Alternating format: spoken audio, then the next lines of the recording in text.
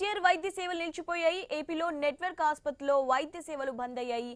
ఎన్టీఆర్ వైద్య సేవ ట్రస్ట్ పరిధిలోని నెట్వర్క్ ఆసుపత్రిలో వైద్య సేవలు నిలిపివేస్తున్నట్లు ఏపీ స్పెషాలిటీ ఆసుపత్రుల అసోసియేషన్ గత నెల 25నే అధికారులకు లేఖ రాసింది. భారీ బకాయిలున్న పరిస్థితిలో ఆసుపత్రులు నడపలేని పరిస్థితికి వచ్చామని తెలిపింది. వెంటనే 2700 కోట్లు విడుదల చేయాలని కోరింది. లేదంటే నేటి నుంచి వైద్య సేవలు అందించలేమని స్పష్టం చేసింది. ఆరోగ్య శాఖ అధికారులు నెట్వర్క్ ఆసుపత్రుల యాజమాన్యాలతో అనేక సార్లు సంప్రదింపులు జరిపినా ఫలితం లేదు. దీంతో యాజమాన్యాలు వైద్య సేవలు నిలిపివేశారు.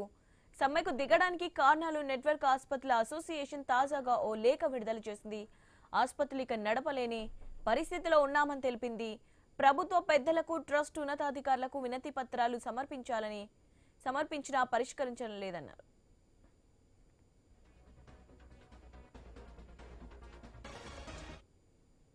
నెట్వర్క్ ఆసుపత్రులు సమ్మెపై వైద్య ఆరోగ్య మంత్రి సత్యకుమార్ స్పందించారు. సీఎం చంద్రబాబుతో మాట్లాడి సమస్యలను పరిష్కరించేందుకు చర్యలు తీసుకుంటామని తెలిపారు.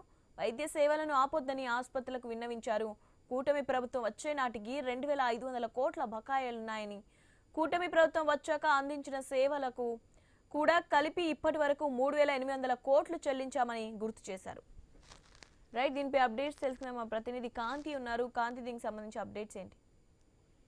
శివాని, ఏదైతే ఎన్టీఆర్ వైద్య సేవలు ఈ రోజు నుంచి నెట్వర్క్ ఆసుపత్రుల్లో నిలిపివేస్తున్నట్లుగా ఆశ ప్రకటించింది. ఎందుకంటే ఇప్పటికే 2700 కోట్ల రూపాయల బకాయిలతోటి హాస్పిటల్స్ నడపడం చాలా ఇబ్బందికర పరిస్థితులు ఉన్నాయంటూ ఆ లేఖలో పేర్కొనడంతో పాటు గత నెలలోనే మేము ఈ సమ్మెకు వెళ్ళబోతున్నాము అంటూ కూడా ప్రభుత్వానికి హెచ్చరికలు జారీ చేశారు. అయితే ప్రభుత్వం నుంచి వాదన మరొకలాగా ఉంది. ఎందుకంటే గత ప్రభుత్వ హయాంలో ఏవైతే మిగిలిపోయిన బకాయిలు ఉన్నాయో, పెండింగ్ బకాయిలు ఉన్నాయో వాటిని క్లియర్ చేసే విషయంలో సీఎం చంద్రబాబు నాయుడుతో మాట్లాడతానని చెప్పి మంత్రి సత్యకుమార్ యాదవ్ చెప్తూ ఉన్నారు. అయితే దీనికి సంబంధించి అంటే పేదలకు వైద్యం అందించే విషయంలో ఇబ్బందికర పరిస్థితులు వచ్చే అవకాశం ఉంటుంది కాబట్టి ఎన్టీఆర్ వైద్య సేవ నిలిపివేయద్దు అంటూ కూడా సత్యకుమార్ అయితే తెలిపారు. అయితే ప్రభుత్వంతో చర్చలు జరపడానికి అంటే గతంలో